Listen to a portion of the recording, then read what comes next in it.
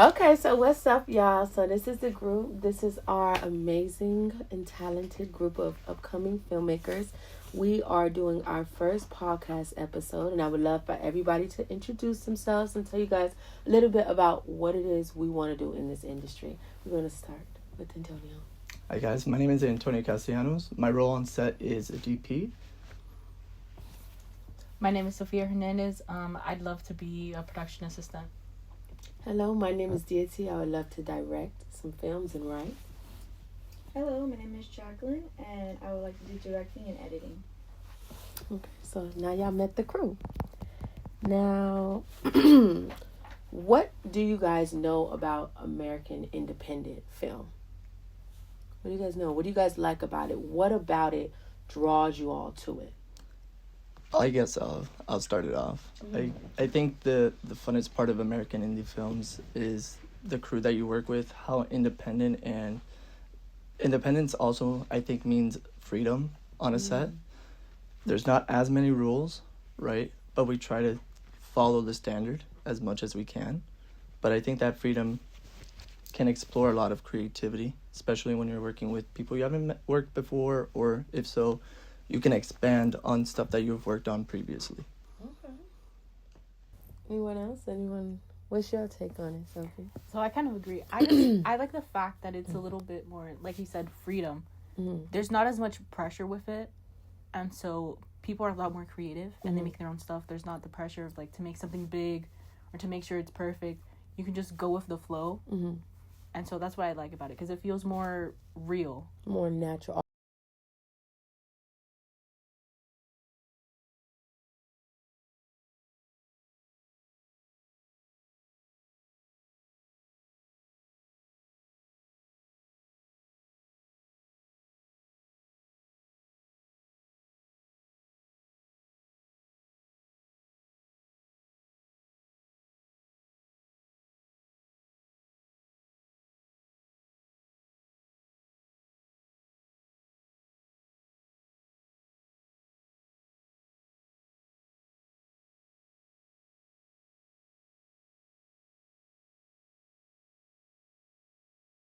So, I think you do bring up a good point when you say you don't have a lot of money.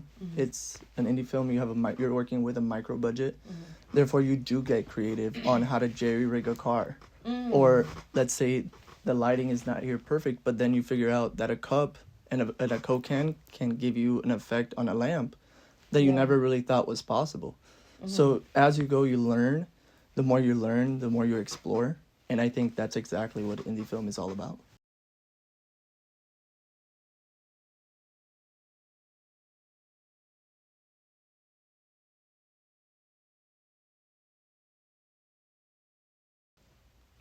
Yeah, actually, I've been on quite a number of sets. Even school sets, you can say are independent films, right? Produced by the school.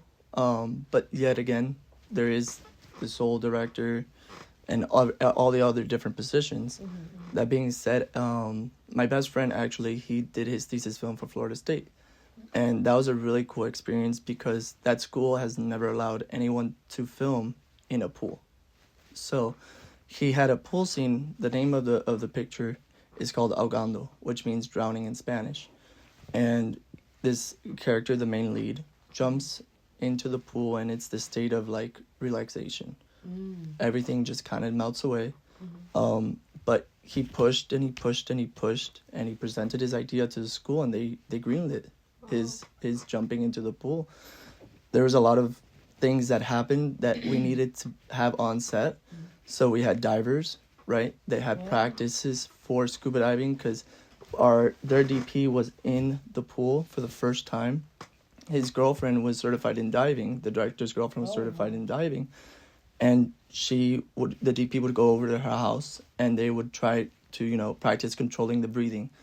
What it feels like to have all this weight on top of you, on top of holding a camera. Trying to perfect getting things in focus. It's really cool. It's awesome film. how much was the budget? So it's again, the school would give you a certain amount, just kind of like Miami-Dade. probably like $3,000 to $5,000. I don't have the exact numbers, Oh, yeah. but it It was should be around there. around that range. And how long was the duration of the film? The film itself was 12 minutes. Okay, that's Yeah. pretty good for a student film. And where can we watch it if it's released yet? So it's owned by the school, so they have a database that you can Oh. watch it on. Okay, for FSU, you say? Yep, FSU Film. Okay, okay. Very Anyone nice. else? Anyone else work?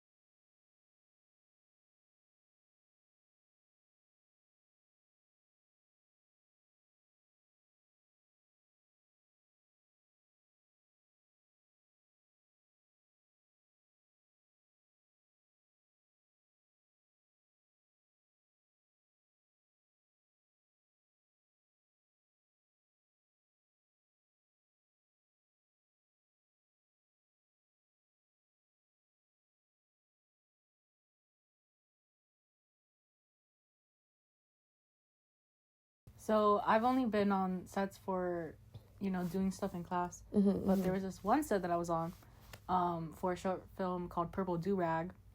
And you know about Purple Oh, Yeah, we saw it in class. Where? It was for the film festival class. Oh, yeah. I'm business. Never mind. But yeah, so film festival, we get to vote for what movie. Yeah, I know he submitted it. Wow. Yeah.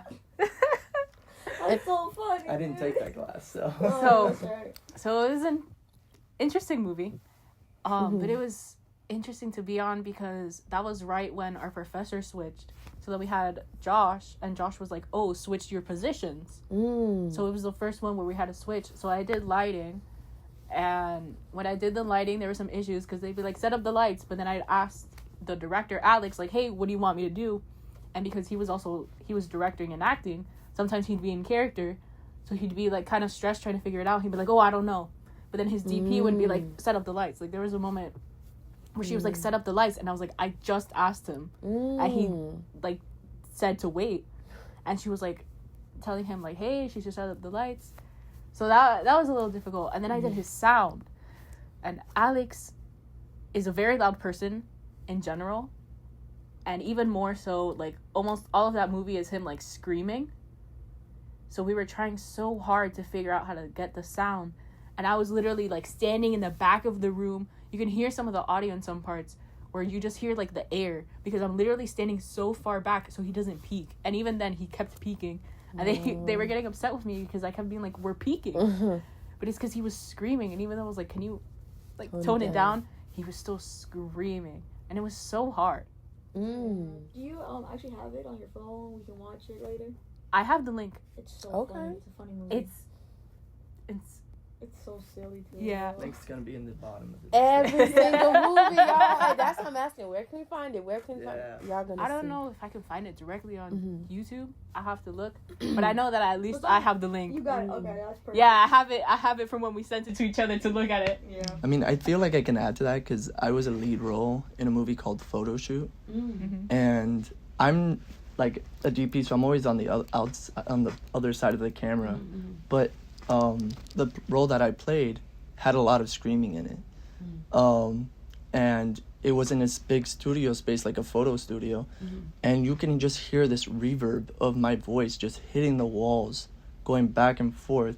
And you can hear the audio person go, ah! So I could definitely relate to exactly what you're talking about.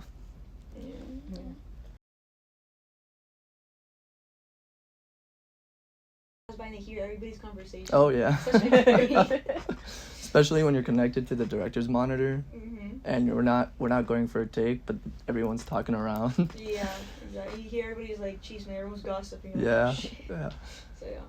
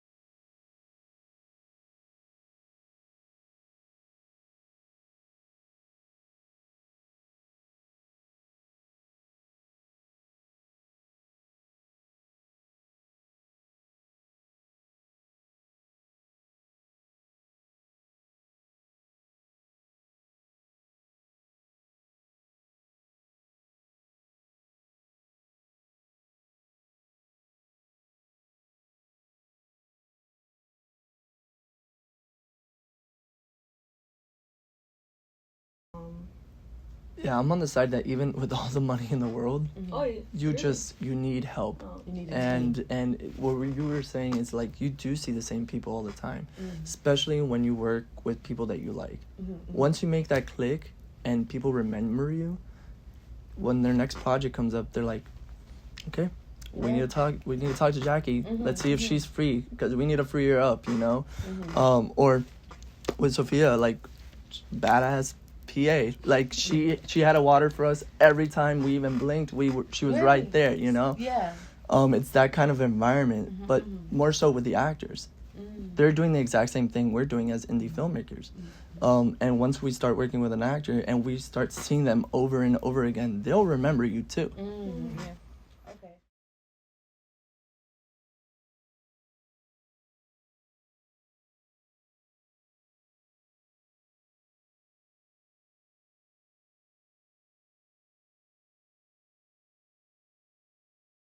At work while at Miami-Dade. Yeah, I definitely think so. I mean, literally right before starting this, my friends were texting so we can figure out if we were gonna film some stuff over the summer. Okay. But we definitely help each other out. We have a big group chat with just us. I've used some of my friends in stuff for class. You know, we're trying to see if we can help each other now. We're bringing in other people. We all figure out ways to help each other, and I think we're definitely like a big community between ourselves and trying to help each other out and film stuff. Right. All right, we back. So with this experience, we talked a lot about indie filmmakers and the films that they created that we liked. But I know we chose 2 films, which was Anora and The Love Witch. And I would love for us to pick that apart. So for the woman who suggested The Love Witch, you can go ahead and start us off.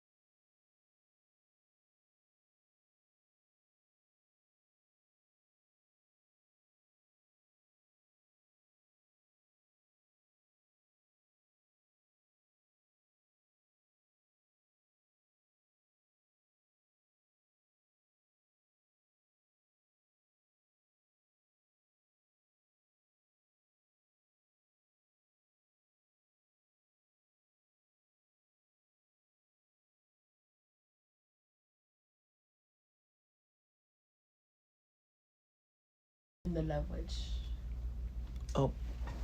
Go ahead. All right. Something that stood out to me was the lighting aspect of it. As a DP, we work with lights all the time, and it was just this constant, just very flat white on her face that represents a lot of different things, right? Compared to Honora that had all this mood lighting, all this contrast, but it was also practical lighting. There wasn't really that many more lights on set than what we saw in frame. So that stood out to me. The lighting. Something that stood out to me was really wardrobe. And like we were speaking, I think a bit earlier, was like with the Love Witch, them being on theme. I believe it was set in the 50s or the 60s, one of 50s those. Yeah, in the middle. And Elaine was very on theme with the time. You know what I'm saying? The car the police officer drove, the house, you know what I'm saying? Even some of the things, I don't even know if that really was there in the 50s, but like the restaurant where her and the realtor went, the real estate agent went, like it was very nice. I think it was very eloquently put together. I really, really liked that. And it kind of helped me follow the story a little bit more. Even Elaine, like, Elaine was all over the place. We love you, but her outfits was just tea. Like every single time, like I think even the way they did her makeup looked it very well. And there was even a part in the film where the realtor who Elaine had slept with her husband, she was trying to, I guess, embody Elaine and understand like what guys saw in her. And she was putting on the blue eyeshadow and the lipstick, but it was very on brand for Elaine. Like everything was very like tailored to each actor and stuff. So I liked it. The set design. What did you like? I really like the set design. I love the artwork, especially in her room. Like I know technically the house wasn't hers before, but it was still like her friends or the cult leaders or whatever. Well, she picked it up because of the aesthetic. She liked it. Yeah, and I think it embodied Elaine as a character so much, and I think it showed into her psyche, and especially like a lot of the stuff around it. Also, there was a line that she said at the beginning, and now that I'm trying to bring it up, I forgot exactly what she said. But it was like in the beginning in the tea room, and she said something about like, "Oh, we're all just." I know what you're talking about. Yeah, I wrote it down. We're all just. I think it was like. Was it talking about like little kids? Or just little kids trying to like fulfill our fantasies? Yes. Yeah. And I think it goes so much into who she is as a character, because she was just trying to live her fairy tale. Exactly. She's giving the guy. You have to give the guy what they want. Yeah, you have to give the guy what they want fantasy. in the fantasy. And I also think it contrasted so much, especially they even brought it up in the movie, of how their roles switched. That she came and she didn't have anyone to be with, but the realtor had her husband. Yeah. But then at the end, she ended up without the husband and she had the boyfriend. Yeah. But I think it just went to show, like, because Elaine had no one, but that was because she doesn't look for it in the right ways. And the realtor had, like, a true, genuine connection with someone. Yeah. But then she lost it. Also because, you know, Elaine.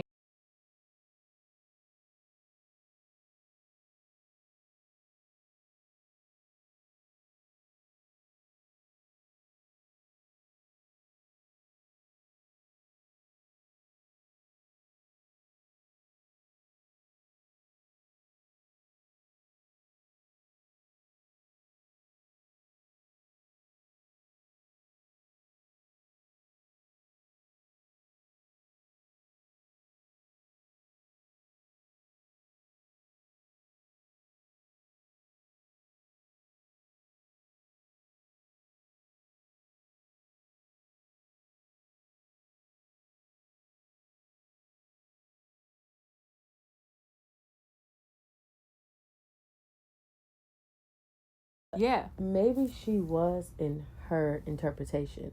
You know what I'm saying? She would purposely do things that she thought would entice the man. Oh, well, what is your fantasy? What do you like?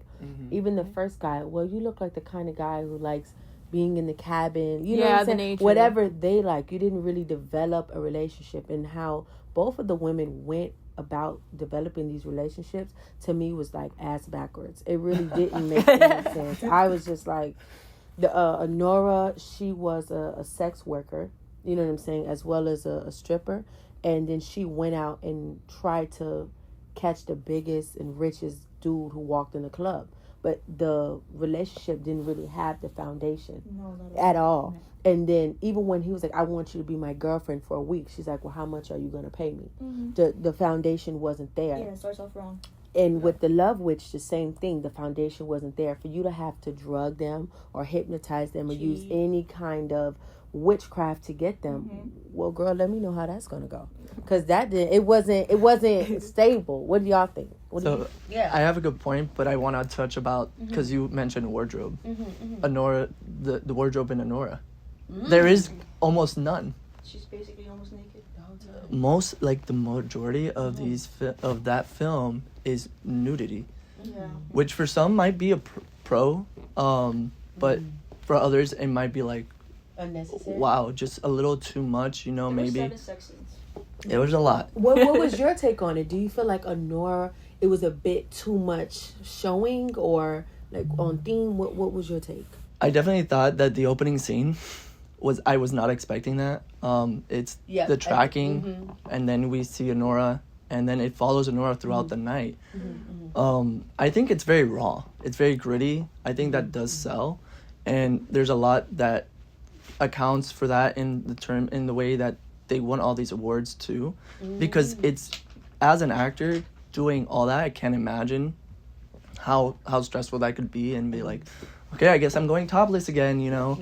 And but so did Ivan. He just strips, and you actually see his genitalia, which for me, I'm like, that is such a rarity in films, much less indie films, which is like, okay, I'm rewatching this part. But I wrote, do Elena and Aurora have control, or are they being controlled? So this drive that they have to control this man is really controlling them. Because all they think about is, for one, money, or for two, the sex and having this sense of fulfillment with a guy. So that's a kind of different take that I saw on it. I really like.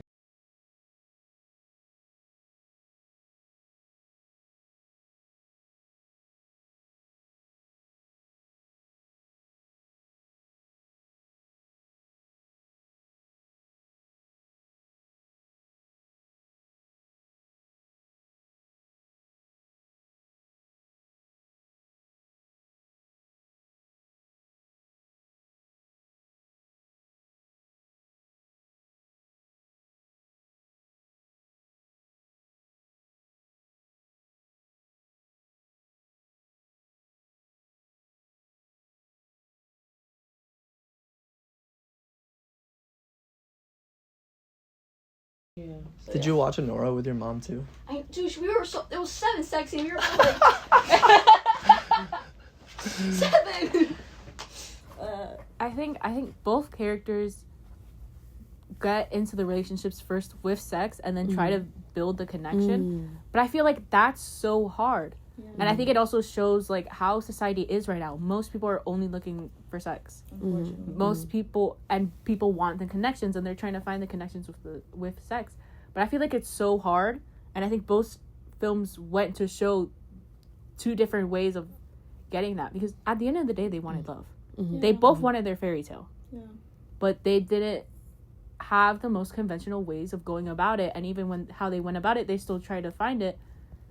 But that's not really little stereotypical here, but that's not really what men want. It's what the women want. But I feel like women still always try to find connection somewhere, but that's not the same for the other person. So they try to do it in their own way. They try to do it in their way. They're trying to control it. But like, what do you mean when you say that's actually what the women want? Like, they want to do it in their terms, and it still doesn't work out? You're saying? Yeah, I feel like, again, going to stereotypes, but I feel like a lot of the times women want the deeper connection. They're trying to find it. They're trying to find a way to find it, but they don't necessarily always know how, or they can't get it because they're not. I don't know. I lost my train of Yeah. thought. I think it's a catch-22 because they try the traditional way and it still doesn't work out. And it still doesn't work. They try the other way, and it still doesn't work out. Because at the end of the movie on Nora, he's like, "You were just for fun," but she put her whole heart into it. And it's like, Yeah. okay, we started off with the foundation kind of iffy, but I put my love into this. I love you, and he's like, "You were just for fun." Yeah. And it's like, Yeah, but how do you love just like after a week of dating and doing all this crazy cool shit, you know, like it's almost impossible. I think the feeling was euphoric for them. That's why. the what? The feeling, like, it just was like a feeling at the... Infatuation. Yes, Yeah. it was like, oh my God, it's like a state of euphoria. Oh my God, this is amazing. But like you were saying, like, how do you build that in such a short period of time with the stable foundation? So I kind of saw Ivan as soon as he ran out. He's not coming back, man. Yeah, he's not coming And back. she was like, "Where are you going?" Well, hello.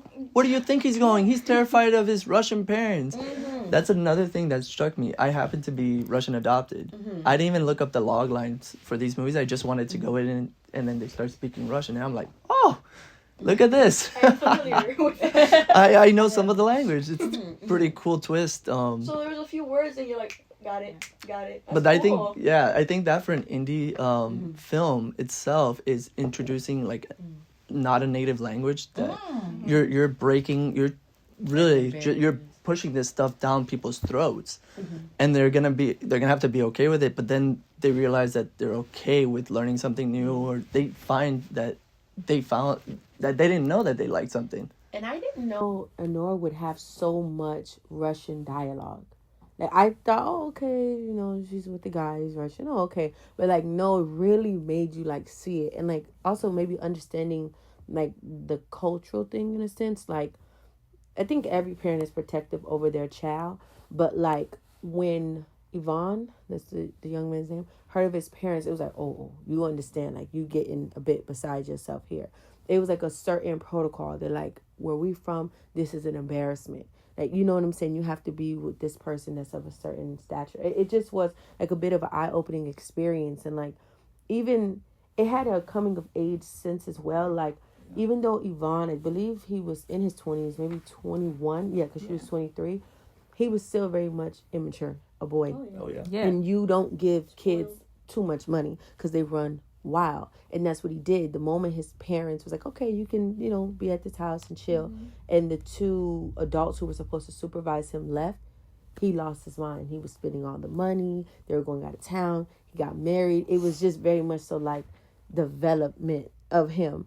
And I think for me, I was looking at the film like, okay, like, when are you guys going to get it together? Like, I don't know, like, do you guys look for it in film where it's like, it may start here, and then you hoping the ending is like progression, like, oh, you guys are going to get it right. The foundation is going to be built. Y'all going to I thought he was gonna stand up to his parents, I really did. and it seems like he's so in this fantasy land where he's drinking, like in that last scene where he was barely even standing. Great acting, by the way. I was like, I don't know if you were actually drunk, but Yeah. you sold it so well. Yeah.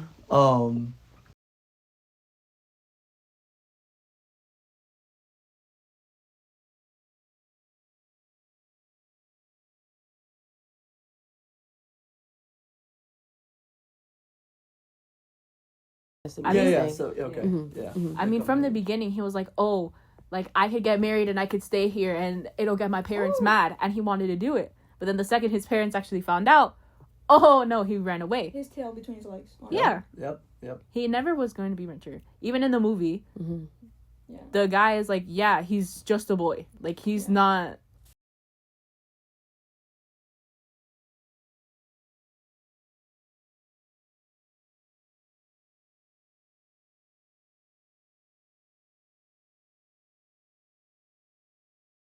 Reaction. His dad was laughing when he The mom said, oh, when they said this, and he's like, I'm like, His son's What? a loser. yeah. He's like, Fucking loser. we saw this coming. Yeah. Kind of. I don't know. It's interesting. Did though. you saw that the way the mom was like the balls of the family? Yeah. Whatever Yeah. she said goes. Yeah. So when like this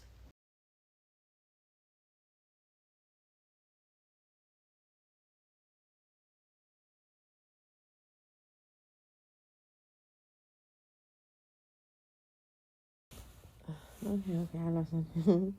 So, tell me something that you disliked about the film, or something that you was like, all right, I'm not necessarily feeling. Tell me something that you didn't think was necessary. I mean, I'll start. It goes back to lighting, because I'm such a guru when it comes to all that.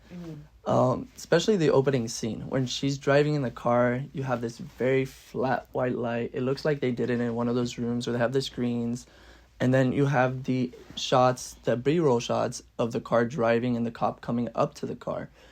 The lighting doesn't match, and for me as a movie maker and a movie watcher, I was like, you're turning me off right now.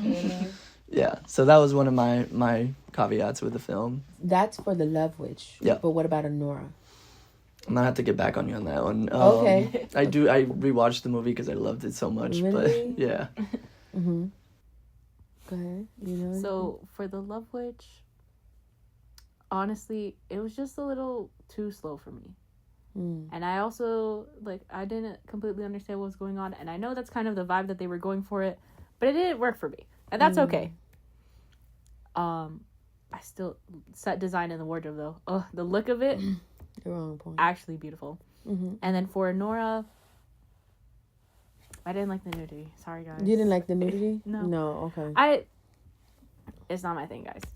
But it's okay. I understand why it was in there, but also I felt like some of them could have been cut out a little bit. Yeah, it was I felt like some of it was actually kind of important to see it, but they still did serve a purpose. So I understand why it's there. Just wasn't my favorite thing. But I also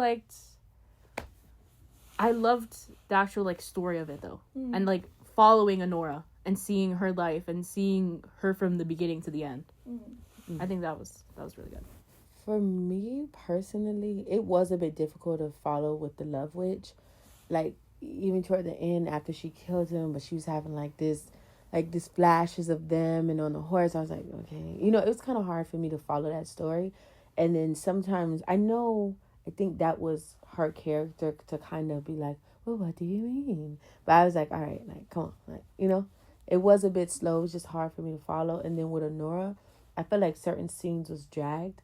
When the two guys who were supposed to be watching over Yvonne came to the house, when he left, it was maybe 5+ minutes of her being like, get the fuck off me. Get off me. Yeah. I'm not going to run. I'm like, well, damn, she said she ain't going to run. Let's go to the next thing. Either let her run or don't let her run. I'm tired. And Yeah. it just kept going. And even when they were cussing each other out on the phone, he's like, no, you motherfucker. She's like, no, fuck you. No, fuck me. No, fuck you. No, I was like, all right, what are we doing here? I think You know what I'm saying? I think you're so right on that. I think one of the things I didn't like was how much time they wasted in certain scenes. Yeah. Because Yvonne runs out, and then we don't see Yvonne for the rest of the movie. Yeah. So why did we spend 5-7 minutes screaming, "Get off of me!" instead of why? Let's follow him, and what is his mental? Yeah. What did he think? Instead of we just see him next scene completely plastered.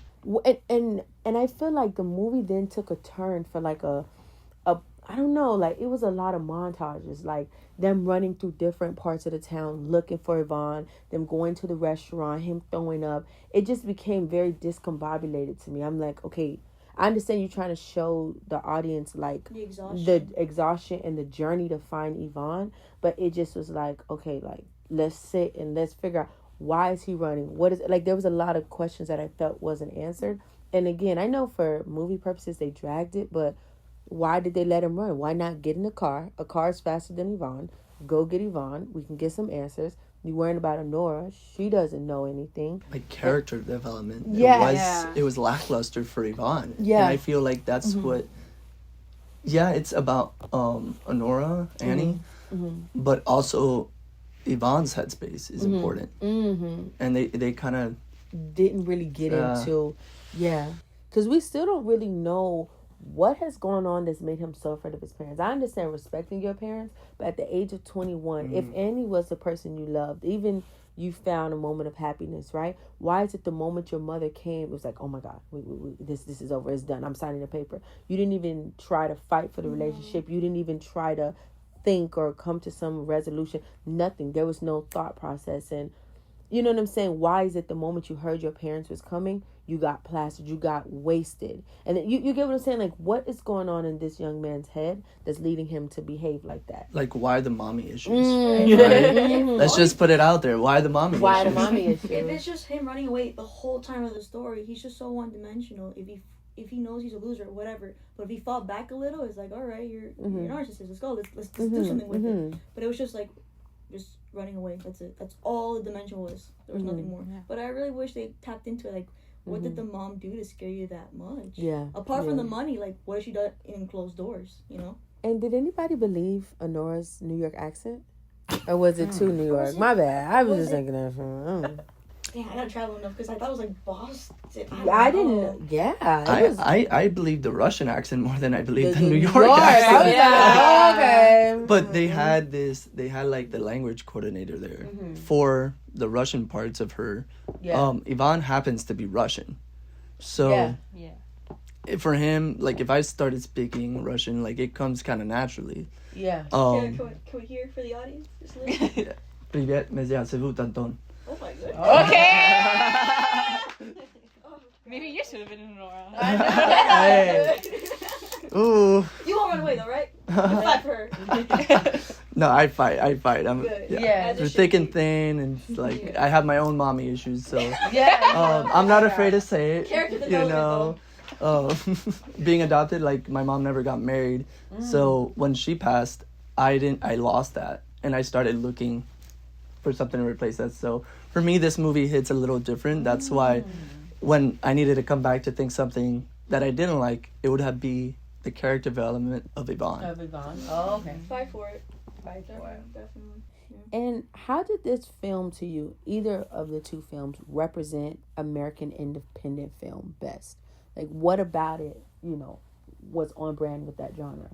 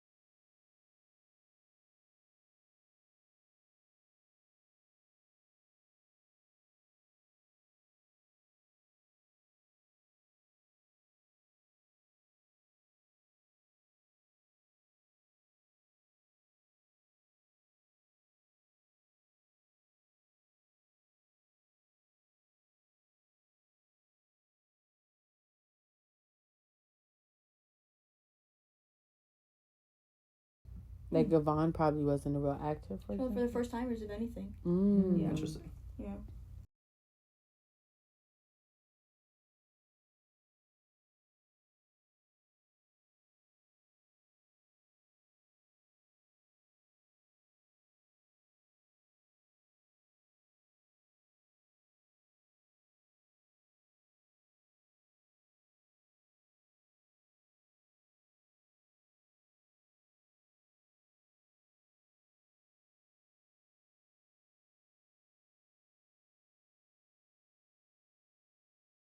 I like that.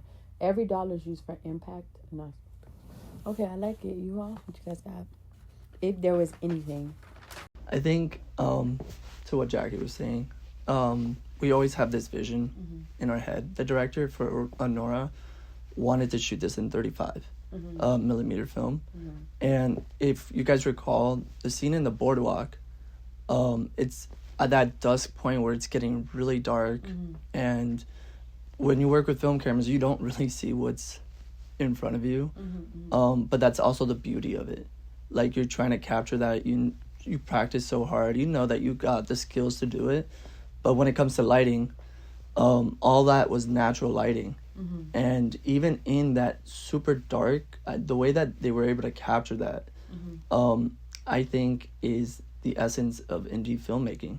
Like, we had this vision, we had all these challenges. We know there's no such thing as a perfect set. So when you were develop that film and you see it and you see that you were able to capture through all this hard work, it's very fulfilling and you feel accomplished. And I think that's one of the biggest essence in that regard. I completely agree. I think you guys hit it on the head. And our last question that I have for us today is, how did watching these films help broaden our perspective of filmmaking? I like something that you said. It was one of the last quotes you just read. Every dollar. You know what I'm talking about? Yeah. So every dollar is Independent doesn't mean cheap. It means intentional. Every dollar is used for impact, not spectacles. I like that. And I feel like every dollar for these films was very meticulously placed. They really tried with the little budget they have to make an impactful movie that touched base on topics that a lot of people, men and women, teenage boys and teenage girls, encounter on the daily. They just did it in 2 different time periods with 2 completely different scripts and characters, but they really wanted to get certain messages across, and I think they did a very good job. What do you all think?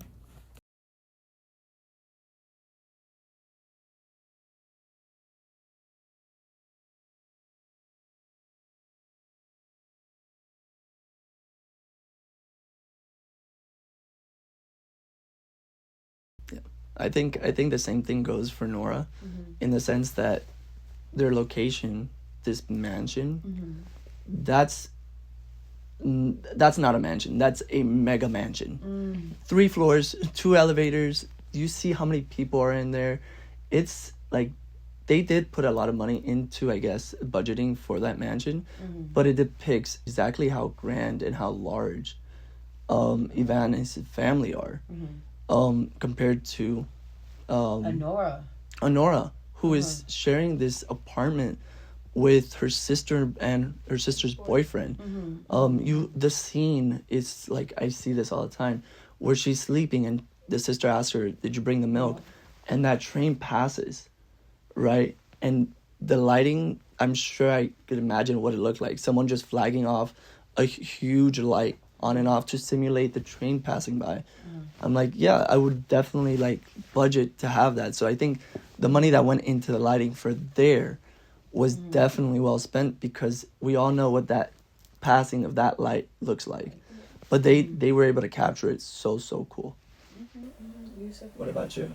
I just think that both movies show that if you have a passion for something, you can make it, even if it's not with a big budget. You can still do it. You can find ways to do something, and you can do it, and you can make something that you love and something that's interesting and good. Because both movies are really good. And I'd say a lot better than big productions. Because of the fact that they have to be careful. They have to watch what they're doing. But that's what helps make it so beautiful. More detailed. Yeah. Okay, guys, so I think that ends our podcast. That's all the questions I have for you guys on this episode. But the next episode, I got some good questions lined up. Yeah. So, yeah. Thanks for watching. Thank y'all. All right, bye.